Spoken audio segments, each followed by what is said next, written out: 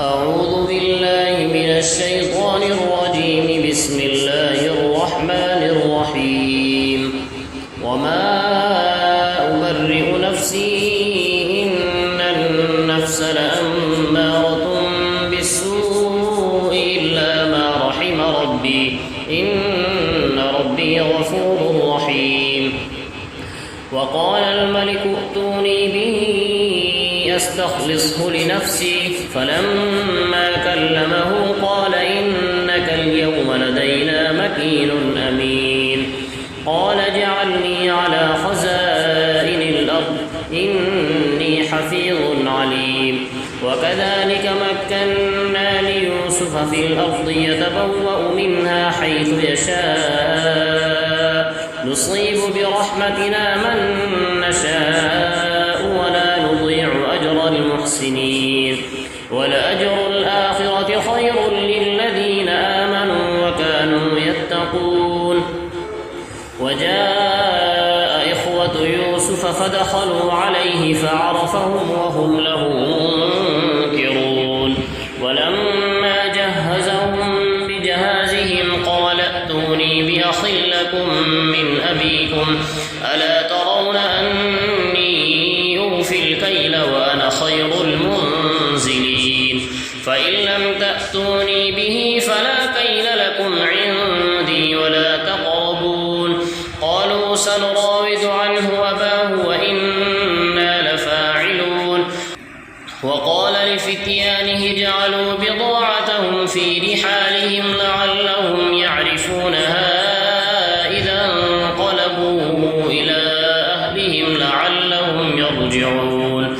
فلما رجعوا إلى أبيهم قالوا يا أبانا منع منا الكيل فأرسل معنا أخانا نكتل وإنا له لحافظون. قال هل آمنكم عليه إلا كما أمنتكم على أخيه من قبل فالله خير حافظا وهو أرحم الراحمين. ولما فتحوا متاعهم وجدوا بضاعتهم ردت إليهم قالوا يا أبانا ما نبغي هذه بضاعتنا ردت إلينا ونمير أهلنا ونحفظ أخانا ونزداد كيل بعير ذلك كيل يسير. قال لن أرسله معكم حتى تؤتون موثقا من الله لتأتونني به إلا أن يحاط بكم. فلما آتوه موثقهم قال الله على ما نقول وكيل. وقال يا بني لا تدخلوا من باب واحد وادخلوا من أبواب متفرقة وما أغني عنكم من الله من شيء إن الحكم إلا لله عليه توكلت وعليه فليتوكل المتوكلون. ولما دخلوا من حيث أمرهم أبوهم ما كان يغني عنهم من الله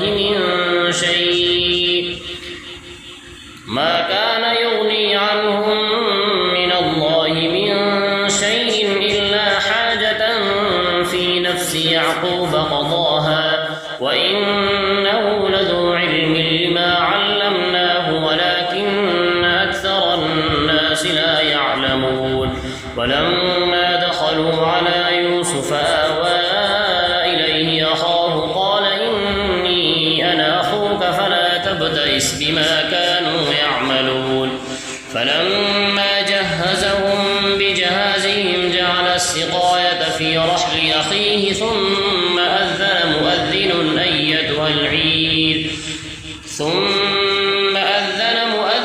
أيتها العير إنكم لسارقون. قالوا وأقبلوا عليهم ماذا تفقدون. قالوا نفقد صواع الملك ولمن جاء به حمل بعير وأنا به زعيم. قالوا تالله لقد علمتم ما جئنا لنفسد في الأرض وما كنا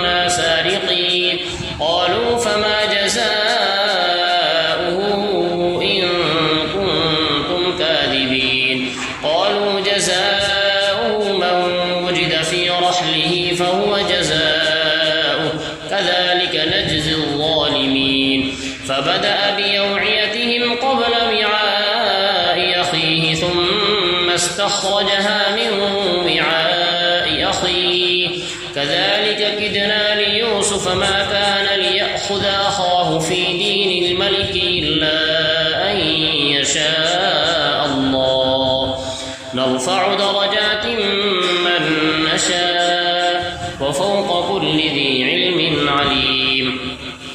قالوا إن يسرق فقد سرق أخ له من قبل فأسرها يوسف في نفسه ولم يبدها لهم قال أنتم شر مكانا والله أعلم بما تصفون. قالوا يا أيها العزيز إن له أبا شيخا كبيرا فخذ أحدنا مكانه إنا نراك من المحسنين. قال معاذ الله أن نأخذ إلا من وجدنا متاعنا عنده إنا إذا لظالمون. فلما استيئسوا منه خلصوا نجيا قال كبيرهم ألم تعلموا أن أباكم قد أخذ عليكم موثقا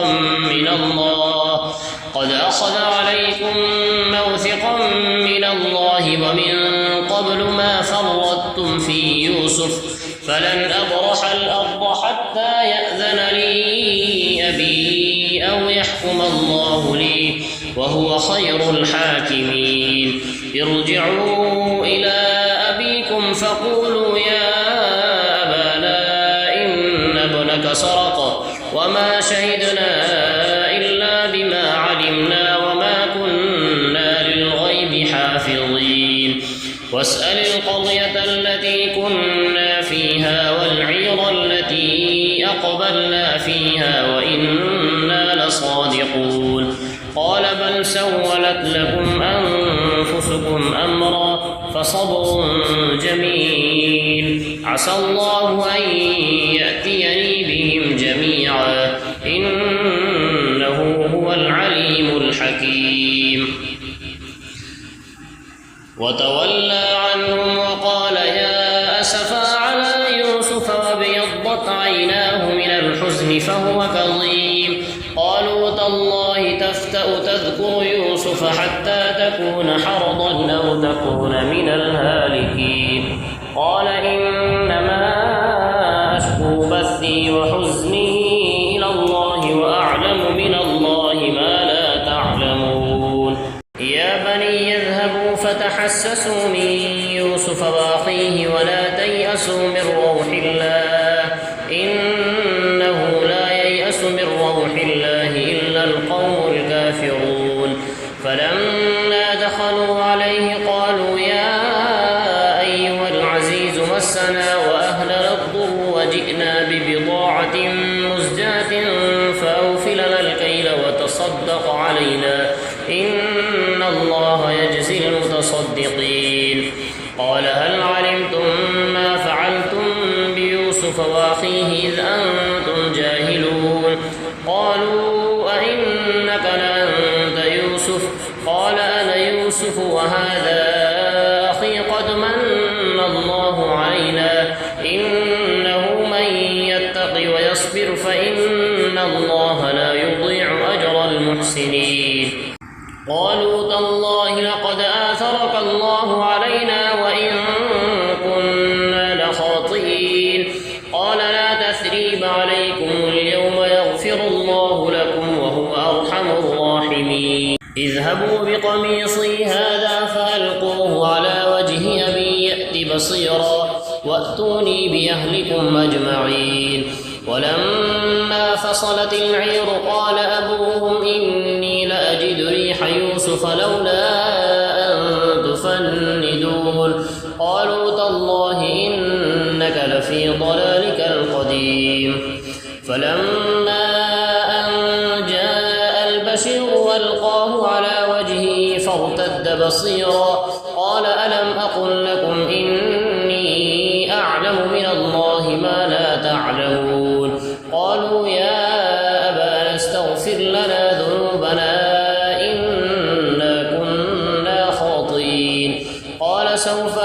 أستغفر لكم ربي إنه هو الغفور الرحيم. فلما دخلوا على يوسف آوى إليه أبويه وقال ادخلوا مصر إن شاء الله آمنين.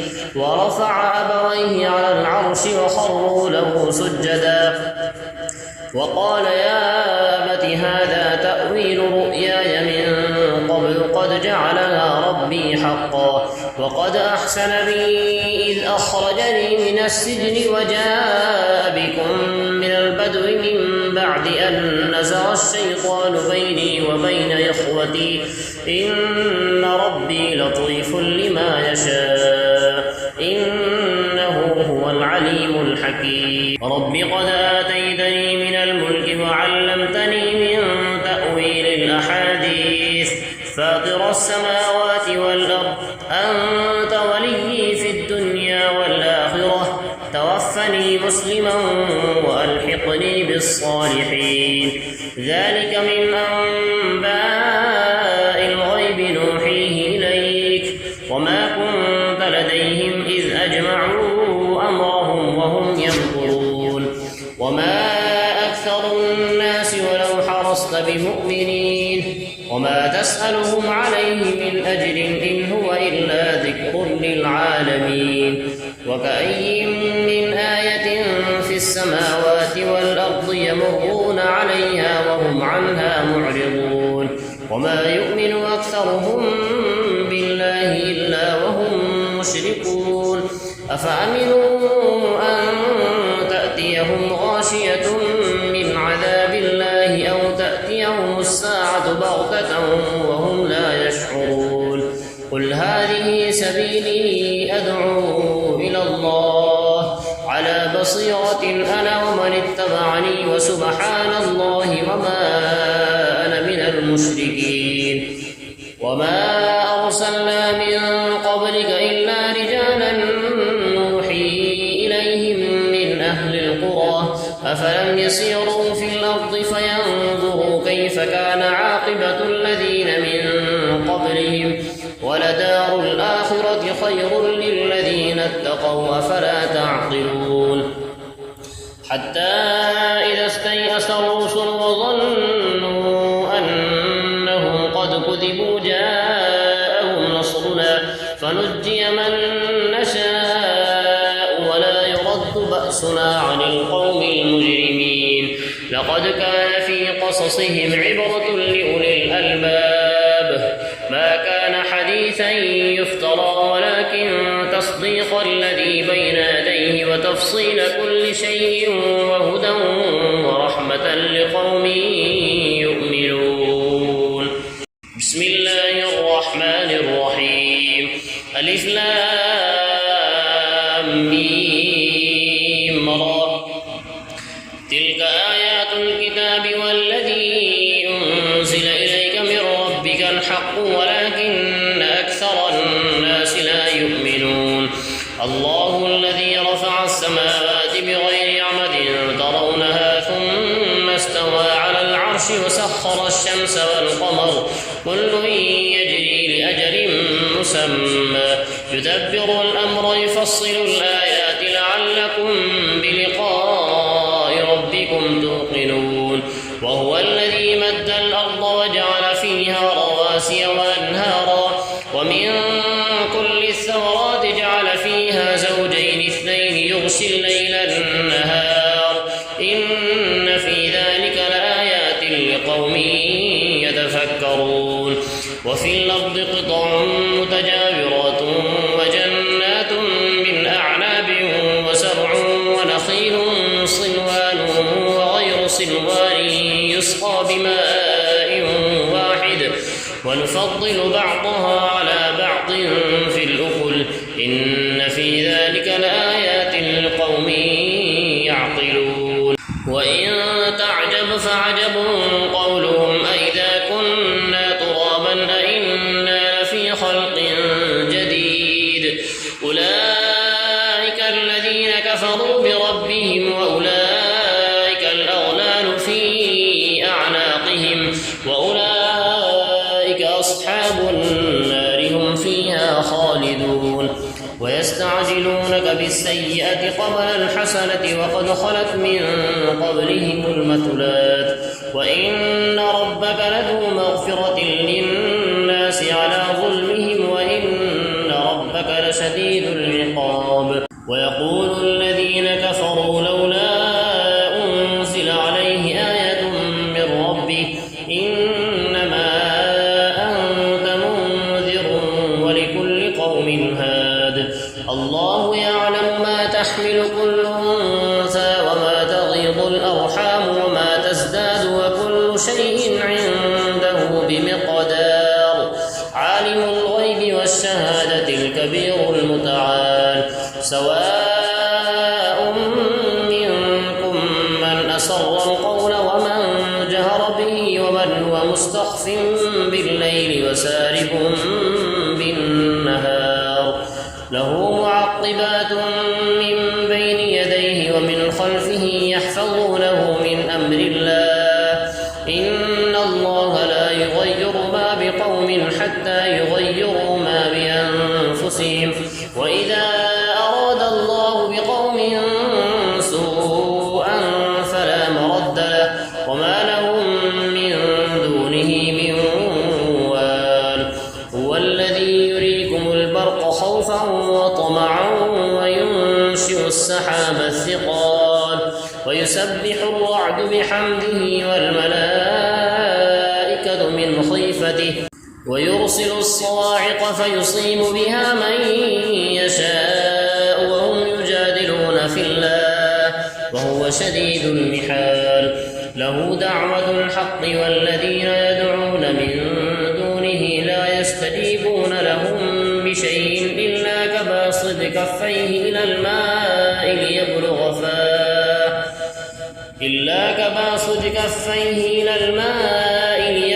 فاه وما هو ببالغه وما دعاء الكافرين إلا في ضلال ولله يسجد من في السماوات والأرض طوعا وكرها وظلالهم بالغدو والآصال قل من رب السماوات والأرض قل الله قل أفاتخذتم من دونه أولياء لا يملكون لأنفسهم نفعا ولا ضرا قل هل يستوي الأعمى والبصير أم هل تستوي الظلمات والنور أم جعلوا لله شركاء خلقوا كخلقه فتشابه الخلق عليهم قل الله خالق كل شيء وهو الواحد القهار أنزل من السماء ماء فسالت أودية بقدرها فاحتمل السيل زبدا رابيا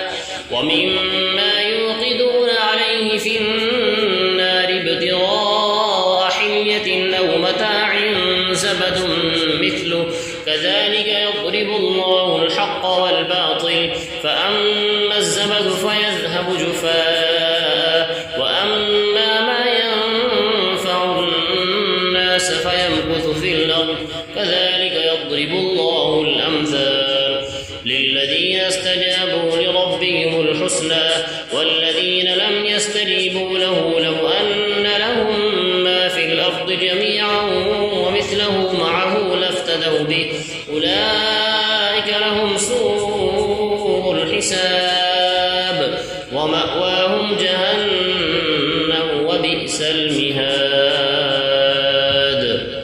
أفمن يعلم أنما أنزل إليك من ربك الحق كمن هو أعمى إنما يتذكر أولو الألباب الذين يوفون بعهد الله ولا ينقضون الميثاق والذين يصلون ما أمر الله به أن يوصل ويخشون ربهم ويخافون سوء الحساب والذين صبروا ابتغاء وجه ربهم وأقاموا الصلاة وأنفقوا مما رزقناهم سرا وعلانية ويدرؤون بالحسنة السيئة أولئك لهم عقبى الدار جنات عدن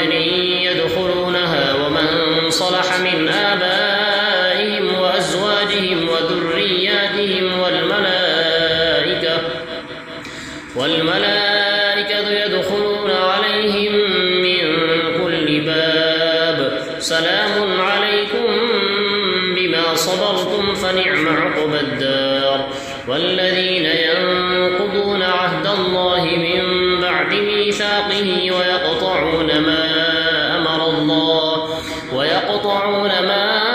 أمر الله به أن يوصل ويفسدون في الأرض أولئك لهم اللعنة ولهم سوء الدار الله يبسط الرزق لمن يشاء ويقدر وفرحوا بالحياة الدنيا وما الحياة الدنيا في الآخرة إلا متاع ويقول الذين كفروا لولا أنزل عليه آية من ربه قل إن الله يضل من يشاء ويهدي إليه من أناب الذين آمنوا وتطمئن قلوبهم بذكر الله ألا بذكر الله تطمئن القلوب الذين آمنوا وعملوا الصالحات طوبى لهم وحسن مآب كذلك أرسلناك في أمة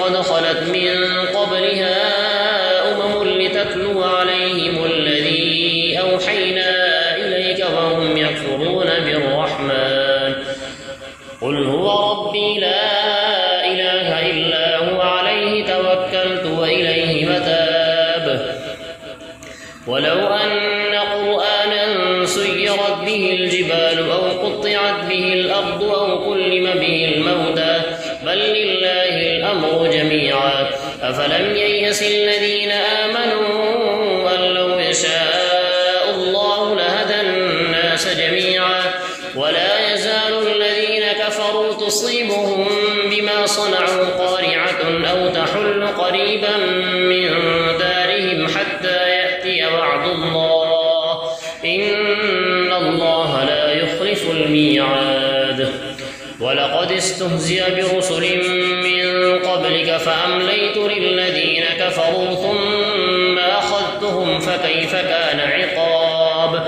أفمن هو قائم على كل نفس بما كسبت وجعلوا لله شركاء قل سموهم أم تنبئونه بما لا يعلم في الأرض أم بظاهر من القول بل زين للذين كفروا مكرهم وصدوا عن السبيل ومن يضلل الله فما له من هاد لهم عذاب في الحياة الدنيا ولعذاب الآخرة أشق وما لهم من الله من واق مثل الجنة التي وعد المتقون تجري من تحتها الأنهار أكلها دائم وظلها تلك عقبى الذين اتقوا وعقبى الكافرين النار والذين آتيناهم الكتاب يفرحون بما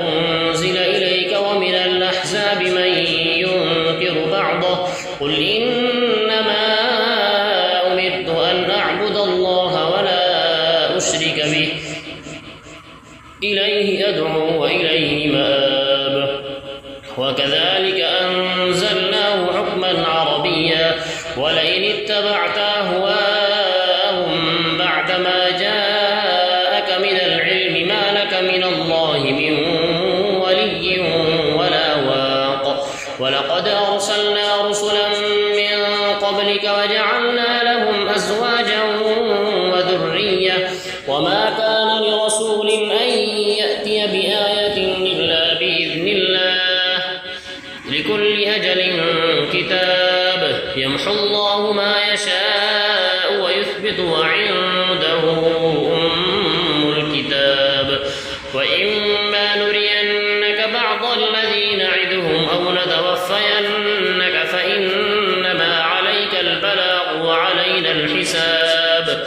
أولم يروا أنا نأتي الأرض ننقصها من أطرافها والله يحكم لا معقب لحكمه وهو سريع الحساب وقد مكر الذين من قبلهم فلله المكر جميعا يعلم ما تكسب كل نفس وسيعلم الكفار لمن عقبى الدار.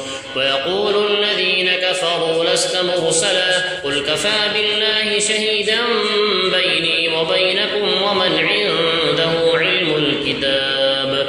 بسم الله الرحمن الرحيم. ألف لام را كتاب أنزلناه إليك لتخرج الناس من الظلمات إلى النور بإذن ربهم إلى صراط العزيز الحميد. الله الذي له ما في السماوات وما في الأرض وويل للكافرين من عذاب شديد. الذين يستحبون الحياة الدنيا على الآخرة ويصدون عن سبيل الله ويبغونها عوجا أولئك في ضلال بعيد. وما أرسلنا من رسول إلا بلسان قومه ليبين لهم فيضل الله من يشاء ويهدي من يشاء وهو العزيز الحكيم. ولقد أرسلنا موسى بآياتنا أن أخرج قومك من الظلمات إلى النور وذكرهم بأيام الله إن في ذلك لآيات لكل صبار شكور. وإذ قال موسى لقومه اذكروا نعمة الله عليكم إذ أنجاكم من آل فرعون يسومونكم سوء العذاب ويذبحون أبناءكم ويستحيون نساءكم وفي ذلكم بلاء من ربكم عظيم. وإذ تأذن ربكم لئن شكرتم لأزيدنكم ولئن كفرتم إن عذابي لشديد. وقال موسى إن تكفروا أنتم ومن في الأرض جميعا فإن الله لغني حميد. ألم يأتكم نبأ الذين من قبلكم قوم نوح وعاد وثمود والذين من بعدهم لا يعلمهم إلا الله جاءتهم رسلهم بالبينات فردوا أيديهم في أفواههم وقالوا إنا كفرنا بما أرسلتم به وإنا لفي شك مما تدعوننا إليه مريب. قالت رسلهم أفي الله شك فاطر السماوات والأرض يدعوكم ليغفر لكم من ذنوبكم ويؤخركم إلى أجل مسمى قالوا إن أنتم إلا بشر مثلنا تريدون أن تصدونا عما كان يعبد آباؤنا فأتونا بسلطان مبين. قالت لهم رسلهم إن نحن إلا بشر مثلكم ولكن الله يمن على من يشاء من عباده وما كان لنا أن نأتيكم بسلطان إلا بإذن الله وعلى الله فليتوكل المؤمنون. وما لنا ألا نتوكل على الله وقد هدانا سبلنا ولنصبرن على ما آذيتمونا وعلى الله فليتوكل المتوكلون. وقال الذين كفروا لرسلهم لنخرجنكم من أرضنا أو لتعودن في ملتنا فأوحى إليهم ربهم لنهلكن الظالمين ولنسكننكم الأرض من بعدهم ذلك لمن خاف مقامي وخاف وعيد. واستفتحوا وخاب كل جبار عنيد من ورائه جهنم ويسقى من ماء صديد يتجرعه ولا يكاد يصيغه ويأتيه الموت من كل مكان وما هو بميت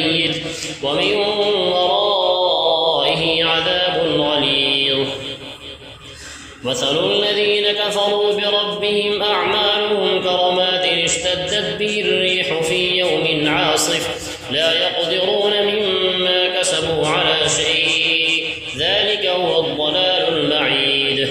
ألم تر أن الله خلق السماوات والأرض بالحق إن يشأ يذهبكم ويأتي بخلق جديد وما ذلك على الله بعزيز. وبرزوا لله جميعا فقال الضعفاء للذين استكبروا إنا كنا لكم تبعا فهل أنتم مغنون عنا من عذاب الله من شيء قالوا لو هدانا الله لهديناكم سواء علينا أجزعنا أم صبرنا ما لنا من محيص. وقال الشيطان لما قضي الأمر إن الله وعدكم وعد الحق ووعدتكم فأخلفتكم وما كان لي عليكم من سلطان إلا أن دعوتكم فاستجبتم لي فلا تلوموني ولوموا أنفسكم ما أنا بمصرخكم وما أنتم بمصرخي إني كفرت بما أشركتمون من قبل إن الظالمين لهم عذاب أليم. وأدخل الذين آمنوا وعملوا الصالحات جنات تجري من تحتها الأنهار خالدين فيها بإذن ربهم تحيتهم فيها سلام. ألم تر كيف ضرب الله مثلا كلمة طيبة كشجرة طيبة أصلها ثابت وفرعها في السماء تؤتي أكلها كل حين بإذن ربها ويضرب الله الأمثال للناس لعلهم يتذكرون. ومثل كلمة خبيثة كشجرة خبيثة اجتثت من فوق الأرض ما لها من قرار. يثبت الله الذين آمنوا بالقول الثابت في الحياة الدنيا وفي الآخرة ويضل الله الظالمين ويفعل الله ما يشاء. ألم تر إلى الذين بدلوا نعمة الله كفرا وأحلوا قومهم دار البوار جهنم يصلونها وبئس القرار. وجعلوا لله أندادا ليضلوا عن سبيله قل تمتعوا فإن مصيركم إلى النار. قل لعبادي الذين آمنوا يقيموا الصلاة وينفقوا مما رزقناهم سرا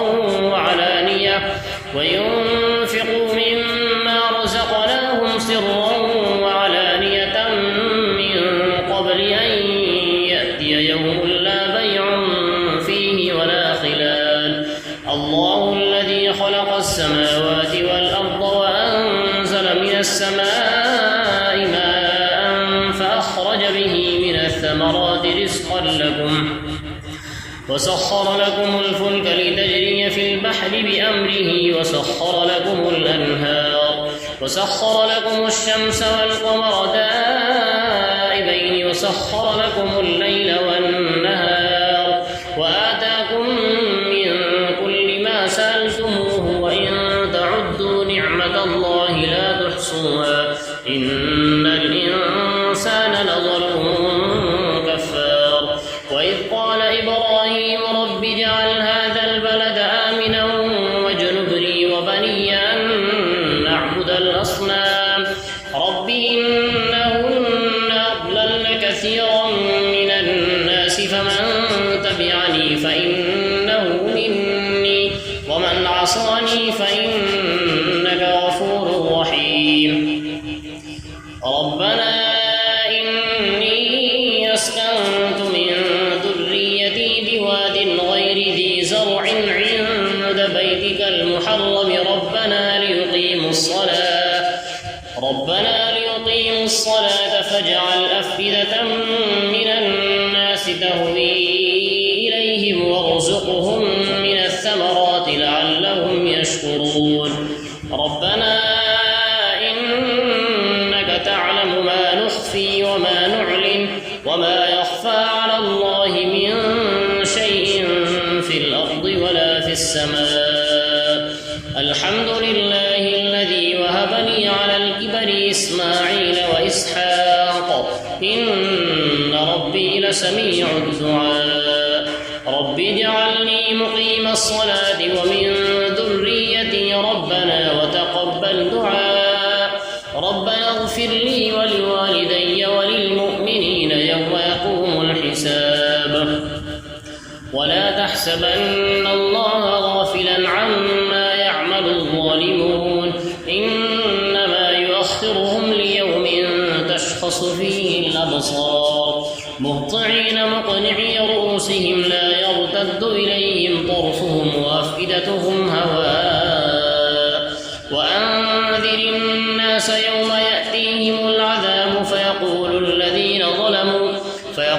الذين ظلموا ربنا أخرنا إلى أجل قريب نجب دعوتك ونتبع الرسل أولم تكونوا أقسمتم من قبل ما لكم من زوال وسكنتم في مساكن الذين ظلموا أنفسهم وتبين لكم كيف فعلنا بهم وضربنا لكم الأمثال وقد مكروا مكرهم وعند الله مكرهم وإن كان مكرهم لتزول منه الجبال فلا تحسبن الله مخلف وعده رسله إن الله عزيز ذو انتقام يوم تبدل الأرض غير الأرض والسماوات وبرزوا لله الواحد القهار وترى المجرمين يومئذ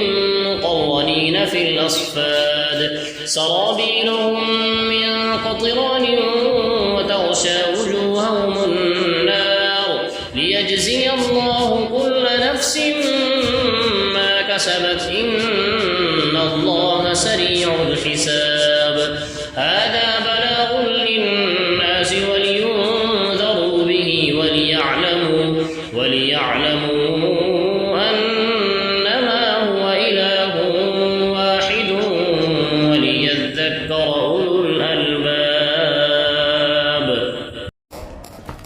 Thanks for watching. Don't forget to like, comment, share and subscribe to Al Wahid channel.